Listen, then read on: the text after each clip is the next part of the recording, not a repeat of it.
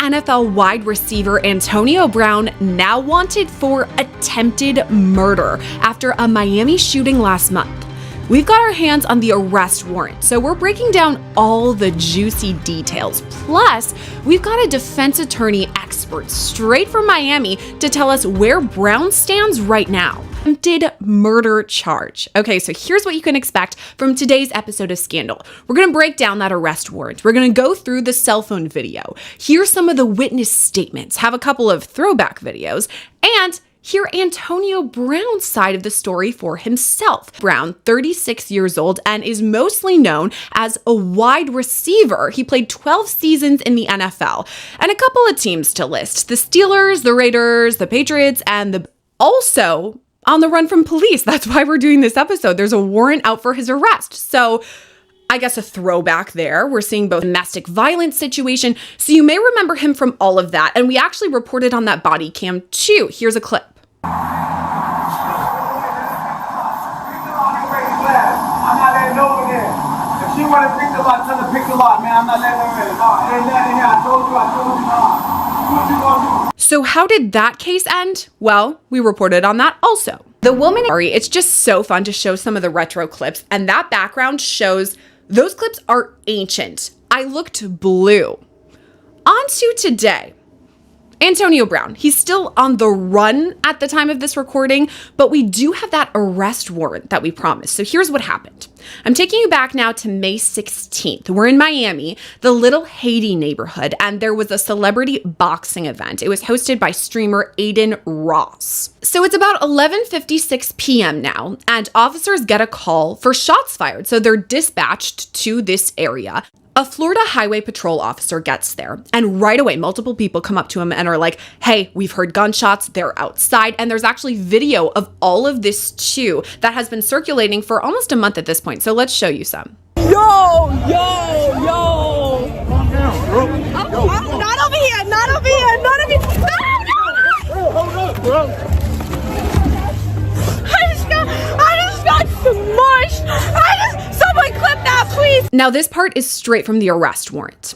Lieutenant Camacho exited the building and observed Mr. Brown engaged in a physical altercation with an unidentified male in front of 221 Northeast 67th Street. Lieutenant Camacho issued loud verbal commands for both individuals to stop, which they did. Mr. Brown then began walking toward the parking lot of the building.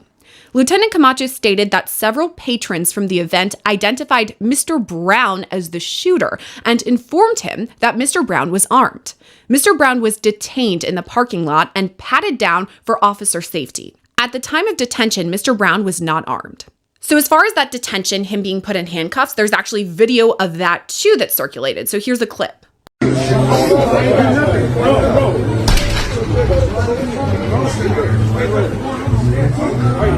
Hey, don't let no one else in the gate. Hey.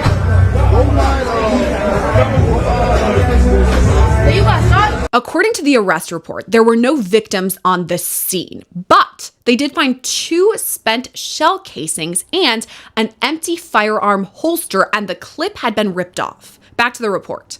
Due to the absence of identified victims at the time, Mr. Brown was released. Now, investigators after this started collecting videos, and eventually they started interviewing people, including the victim, a man by the name of Zulkarnain Kwame Nantambo. He told investigators that at first Brown is the one who hit him with a closed fist, so, punched him. Then this fight began and others started attacking Nantambo. The fight continued briefly until several security staff members, including Eric Bauer, herein referred to as Mr. Bauer, intervened. Mr. Nantambu was then seen walking away from Mr. Brown and exiting the enclosed parking area. Mr. Brown was observed struggling with Mr. Bauer around and behind a parked white SUV. As Mr. Brown and Mr. Bauer get to the driver's side of the SUV, Mr. Brown begins to grab and pull on the right hip of Mr. Bauer. Mr. Brown appears to retrieve a black firearm from the right hip area of Mr. Bauer. Mr. Brown, at this point, holding the firearm with his left hand, started to run out of the enclosed parking area in the same direction that Mr. Nantambu exited. Cell phone video obtained from social media showed Mr. Brown with a firearm in his hand advancing toward Mr. Nantambu on the outside sidewalk. The video captures 2 shots which occur as Mr. Brown is within several feet of Mr. Nantambu. The video also captures Mr. Nantambu ducking after the first shot is heard. Now again, detectives spoke to Nantambu and he said, "We got in this verbal spat, this argument. Then Brown punches me and then other people start to hit me also." As he was exiting the building, he noticed Mr. Brown began to run toward him with a firearm in his hands. Mr. Nantambu stated Mr. Brown proceeded to shoot at him, possibly grazing him in the neck, placing him in fear for his life. As Mr. Brown advanced on Mr. Nantambu, they got into a struggle over the firearm and ended up on the ground. When police arrived, Mr. Brown walked away, concealing the firearm with a dark-colored garment. While officers directed their attention to Mr. Brown, Mr. Nantambu left the scene and went to Ventura Hospital to treat his injuries. We've got to be fair here, though. We talked about everything in the arrest report, what this victim, Mr. Nantambu, says happened, but we've got to tell both sides. So what does Antonio Brown have to say? Well, one day after the incident, he actually tweeted. So let's pull that up. He says, regarding the boxing event that happened last night, "I was jumped by multiple individuals who tried to steal my jewelry and cause physical harm to me, contrary to some video circulating. Police temporarily detained me until they received my side of the story and then released me. I went home that night and was not arrested. I will be talking to my legal counsel and attorneys on pressing charges on the individuals that jumped me. I will keep you all posted step by step on the process. Thank you for the support and love. #AB, #84, and then a football emoji, because why not? Now, later he talked more about all of this, actually on Aiden Ross's stream. Here's some of what he said. He said, "The CTE, I blacked out. I don't know what happened. I blacked out, Aiden. I ain't gonna lie. Hey, one of them N-words. I don't know whether they was jumping or helping. I slammed that N-word again and kicked him with this stuff." Now that's odd to me, talking about CTE, because back in 2022, he talked about CTE also, and this was on the Full Send podcast. Here's what he said. "CTE. You can't scan a person for CTE till they're dead, first off. So how are you going to say a player that's living in real time, who's putting up real stats, who's standing for real purposes, who's doing real things, got CTE? Interesting. Who knows? But what I care about right now is this attempted murder allegation. So let's hit up our guest for some answers. All right, we've got our guest on today from Miami-based attorney, criminal defense attorney Mauricio Padilla. Thank you for coming on, Mauricio, to talk about something kind of wild. And okay, I'll just ask from the start. It's June 13th, Friday the 13th, and this incident happened like a month ago, way back in May. So why would it take so long for an arrest warrant? Because the law enforcement is doing their investigations, talking to people, so they wanted to, and when they're dealing with a celebrity, when they want to charge them, they want to make sure that they got all their ducks in a row, because they know that he's going to get a defense attorney of the highest caliber. So, and also based on what I read in the arrest report, this wasn't a situation where people were being honest from the get-go. I think they had to figure it out and get video evidence. So once they don't make an arrest right there on the spot, then they're just taking their time to make sure that they have a solid case before they go and arrest them. Okay, so that's my question about not having an arrest on the spot, because there were officers, law enforcement that were there, and people were pointing to him and saying, that guy, Antonio Brown, he's the one who was firing the gun. He's the one who did it. But then when they patted him down, he didn't have a weapon on him. So does that work in his favor? Yeah, that works in his favor. However, when I read the arrest report, it says that there's a video where it shows him struggling with the guy, taking a gun from his holster, shooting at him. So the problem is, first of all, did I read it right, or was he wearing green pants, a green shirt, and a green army helmet? That's crazy. So the guy that guy went dressed as G.I. Joe, and then all of a sudden he's at a kickboxing event or a boxing event. He gets into a fight, which is like reminiscent of when Tupac got into a fight after a Tyson after a Tyson fight. So, apparently he was being aggressive, got the gun. The problem is that, yeah, people may have been pointing at him and telling him that he was shooting, but for the police at that time, if he didn't have a weapon, it may have been insufficient for probable cause at that time, even if they had people saying that. Okay, so you're right. I mean, it checks out if police officers pat him down, he doesn't have a weapon. Okay, we have to excuse him. But you are right about the fact that we have now the security video, the cell phone video of it all. And video, I don't want to say video doesn't lie because we know that people can edit stuff, but video is pretty good for prosecutors now to bring these charges and if it were to go to trial. So what do you make of the video that's been out there? Well, listen, videos, I mean, when you say that they can be edited, yeah, they can, but when they use forensic experts, it's pretty easy for them to determine whether or not it's been edited or not. So, yeah, listen, video is good evidence. Unfortunately or unfortunately, mostly in my cases, unfortunately, because every single murder that I got to deal with nowadays, I'm dealing with video. Almost every single big case that I have has some sort of video evidence. So it's something that you have to deal with. The problem is that if the video shows that you were inconsistent in your statements to law enforcement, then you're a liar. And then the prosecution is going to say, you can't believe anything he says because he's a liar. And then if his defense is, I was defending myself because this guy was being aggressive, well, then why did you just tell the police?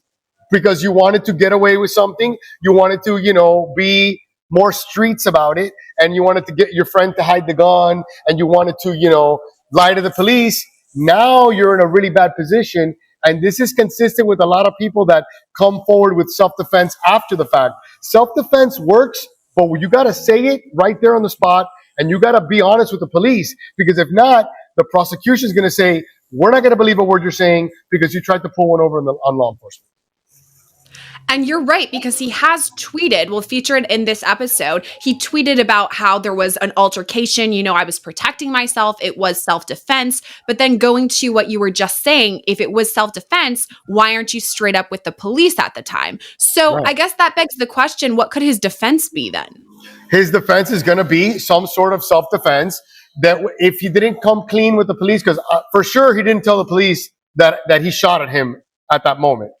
For sure, because if not, then they would have told him, okay, well, let's come down to the police station. We're going to do, testing on your hands to see if you have gunpowder residue and things of that nature. So I doubt that he told the police that he fired that weapon. If he didn't, he's going to have an issue, and then the police are going to have to put all the pieces of the puzzle together and now get ready for all the text messages between him and his friends, all the text messages between him and everybody, people on social media. That's the next phase of the discovery, is you're going to find how much incriminating stuff he may have said to all of his friends after the fact. Because nowadays, in every single case, everybody has to run to their phones to immediately start texting and tweeting, and then that's evidence. And people consistently do it, even though in every single case in the media, it comes forward that law enforcement is using this. People still can't stay away from their phones. I mean, they're addicting. I have mine right here, but I'm not texting about being involved in attempted murder. Me too, but we're not committing crimes at the moment, Exactly, at the moment. Yeah. But I mean, I guess going to all of that, like his texts and what he's doing, he's actually been outspoken about all of this on public forums. And this kind of leads into my next question. So he played in the NFL for more than a decade. The man was involved in, a physical sport. He had previously talked about CTE and said publicly, okay, this cannot be diagnosed until after the person has died. So we don't know about CTE with me. Now, after this incident that happens in May, he goes out and says, I have CTE. I blacked out. I don't know what happened. So that's on the record. Is that something prosecutors would point to? Yeah, of course. They're going to be like, okay, so first of all, you're going out on social media forums saying what happened, and then you're publicly saying that you blacked out. So that's inconsistent. So when something bad happens to you and you come out publicly and make a declaration, now the prosecution has your statement on this day on social media, your statement on this day on social media, instead of the way it should be, where you don't talk, you get a lawyer, and then they, that's it. They basically, all they have is, you maintaining your right to remain silent, and then them trying to prosecute you. They have multiple versions of the event. And now with him, they have multiple versions of the event. And then all of a sudden, I have amnesia. I can't remember. I have CTE. So the prosecution could say, no, what you have is called consciousness of guilt, and you're trying to get out of what you did. So all of a sudden, lo and behold, I have a blackout. I have CTE.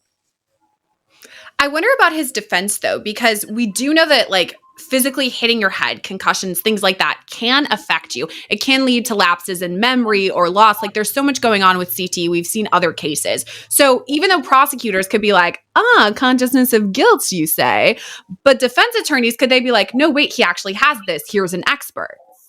Right. Well, I mean, it's like the Aaron Hernandez. I mean, I heard that when they finally, took his brain out after he died, that he had the worst case of CTE that they had ever seen. But it's still, at the end of the day, first of all, they have to take your brain out to prove that, right? So right. As far as I know, you're not going to be able to get expert testimony to specifically say that you have CTE to the level needed to excuse your actions at trial. So then you're stuck with what you did. Yeah, Aaron Hernandez had the worst case of CTE that they had ever seen, but he was out there killing people flagrantly and leaving a trail of evidence. So, I mean, what are we going to do? Acquit people? No, for you to use CTE as a valid defense in a case as serious as an attempted murder or a murder, you're going to have to give expert testimony that you literally have it at that time. And if the only way that they can prove that is by popping your brain out of your skull, I don't think he's going to have a problem. It's so wild because I was just listening to a podcast about CTE. So today when I was researching this case and he says he has it, self-diagnosis, I was like, we can't do that though. I just listened to, like, experts can't do it. Like you said, you got to pop out the brain to take a look. So that'll be interesting. Another interesting aspect of all of this is it's in Florida, and you're the expert to talk about with this because Florida is kind of notorious or famous, infamous, whatever you want to say, about gun laws. And so we have it there. He's saying, again, this is his defense, that it was sort of, self-defense. What is going on there with, like, the gun laws in Florida? Like, if it was self-defense? I think more what you're referring to is the stand your ground. Like, okay, in Florida now, you can have a gun concealed and you don't even need a license. But I think what you're talking about is the stand your ground, where you don't have to retreat if someone's coming at you, and you could defend yourself.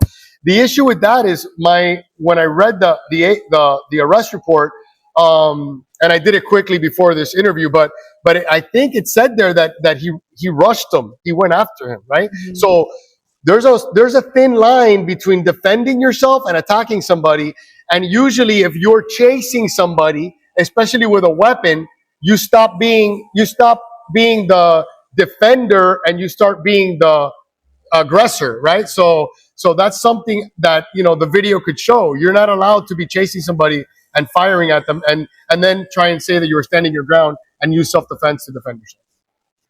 And is there a difference too between a physical altercation, which can be bad? I mean, you can get seriously injured or even killed from being physically attacked, like, with your hands. But is there something to be said from going from punches and pushing and that to bringing out a gun? Then is that the aggressor? Yes.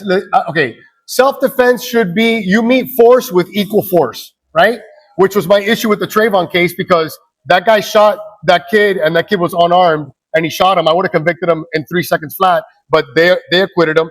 The issue with it is, you have an issue if someone slaps you in the face and you blast them with a double barrel shotgun. That is not, you're not meeting force with equal force, So I think in the Trayvon case, he made the excuse that he hit his head against the pavement. He was not in his right mind. But in this case, I think he's going to have an issue with, I guess what he's going to say is, it was in the heat of the moment, I took the gun out of his holster, right? But then if you took the gun out of his holster, you're by the very explanation that you're giving, the gun was never in his hand.